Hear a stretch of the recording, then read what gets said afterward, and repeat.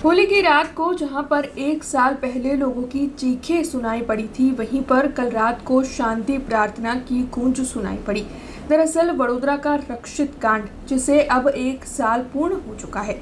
वडोदरा के कारेलीबाग इलाके में साल 2025 में होली की रात को जो रक्षित कांड हुआ था, उस घटना को एक साल पूर्ण तो हुआ है, लेकिन इस घटना को पूरा देश नहीं भूल पाया है।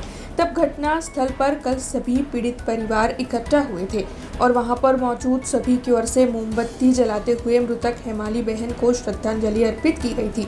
तब आपको बता दें कि हेमाली बहन समेत सभी पीड़ितों को न्याय मिले, ऐसी मांग वहां पर मौजूद हर किसी की ओर से साझा की गई थी। दरअसल मृतक हेमाली बहन के अलावा वहां पर हादसे में कई लोग गंभीर तौर पर घायल हुए थे और ये जो घायल है वो अभी भी इस हादसे से नहीं उबर पाए हैं, जिसके मद्देनजर सभी पीड़ित परिवार वहां पर कल रात को इकट्ठा हुए थे और उनकी ओर से मृतक हेमाली बहन को श्रद्धांजलि देते हुए इस मामले में आरोपी रक्षित चौरसिया को सख्त से सख्त सजा सुनाने की मांग साझा की गई थी। गत वर्ष होळीना દિવસે રાત્રે અમે અમારા ઘરની એક લાડકી દીકરી અમે ગુમાવી છે।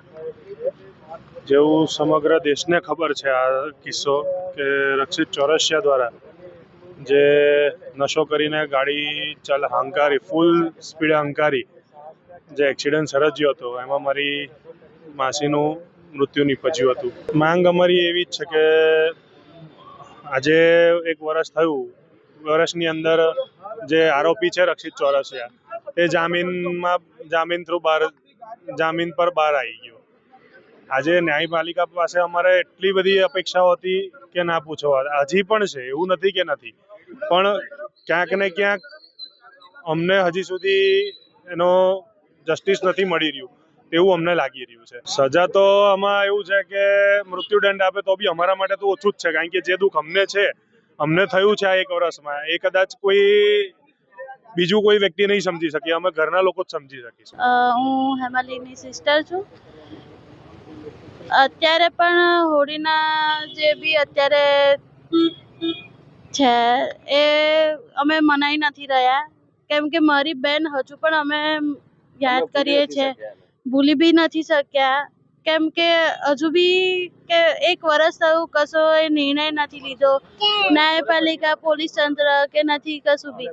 બસ એની માંગ એ જ છે કે એને જલ્દી સજા મળે અને બને એટલી જલ્દી કડક સજા મળે। આજે હોળીની રાત છે, તહેવારનો દિવસ છે। ગયા વર્ષે આ દિવસે અમે અમારી બેનને ગુમાવ્યો હતો, એક માણસના લીધે, એવા માણસના લીધે જે એના નશામાં ગાડી ચલાવી રહ્યો હતો, જેને હજી સુધી કોઈ જાતની સજા નથી થઈ। એ આજે બહાર તહેવાર મનાઈ રહ્યો છે અને અમે અમારા બેનને યાદ કરી રહ્યા છે।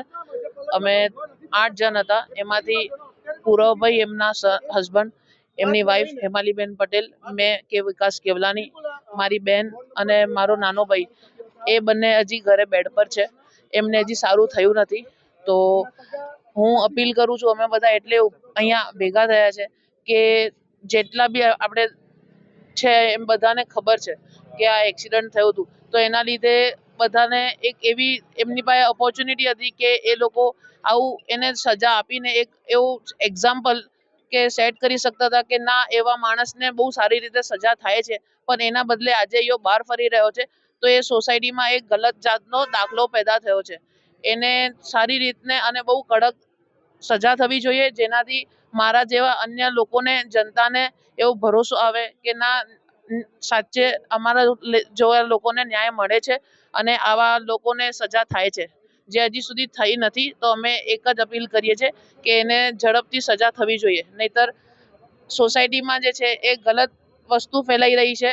તમે રોજમાં તો જો બીજાની નહીં, ખાલી વડોદરાની હું વાત કરું તો રોજે વડોદરામાં બી એક એક્સિડન્ટ આપણે જોઈ શકી રહ્યા છે, જેમાં કોઈ પગલાં લેવાયા નથી હજી સુધી। તો અમે એ જ અપીલ કરી રહ્યા છે કે જે બી છે કડકમાં કડક કાર્યવાही થવી જોઈએ। हमसे जुड़े रहने के लिए हमारे YouTube चैनल को सब्सक्राइब करें और नई वीडियो की नोटिफिकेशन के लिए बेल आइकॉन को दबाएं।